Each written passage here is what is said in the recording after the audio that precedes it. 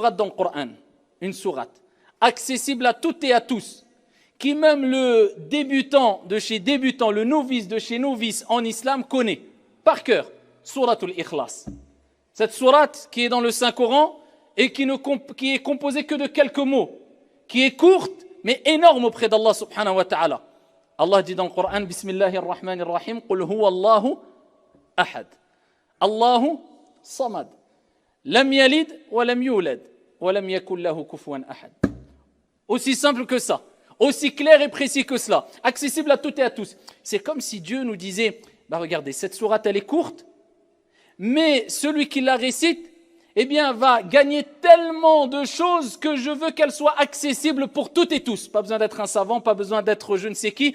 Eh bien, sache que la récompense est énorme et tu ne peux même pas te rendre compte de la réelle rétribution que va t'apporter la récitation avec sincérité de cette sourate. Dieu veut nous faciliter à toutes et à tous. Tout le monde, tu débutes, tu n'as pas beaucoup de science, récite juste sourate al-Ikhlas. Et attends-toi à d'énormes récompenses et d'énormes mérites. Souratul Ikhlas, pourquoi elle a été appelée ainsi? Tout simplement parce que celui qui va lire cette sourate, en la comprenant et en l'appliquant, il va purifier sa foi.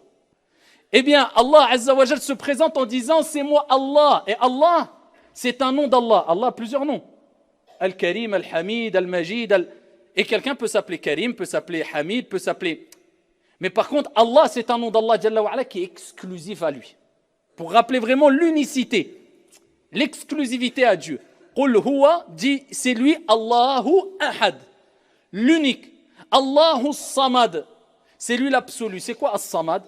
C'est celui dont tout le monde dépend et implore l'aide alors que lui ne dépend de personne. C'est pour cela qu'on voit même des gens qui te disent je ne crois pas et les gens qui ne croient pas disent oh my God, oh mon Dieu.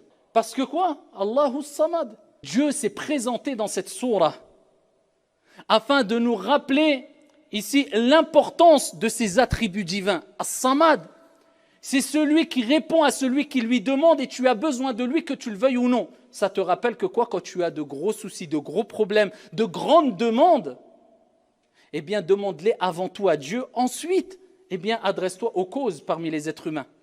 Mais demande-le à Dieu avec ardeur, avec ferveur, avec conviction, avec le cœur, avec pureté dans ton intention et dans ta demande. Dans un autre hadith rapporté par Al-Bukhari, le prophète sallallahu alayhi wa sallam, il dit aux compagnons, qui d'entre vous c'était le soir est capable de lire un tiers du Coran maintenant?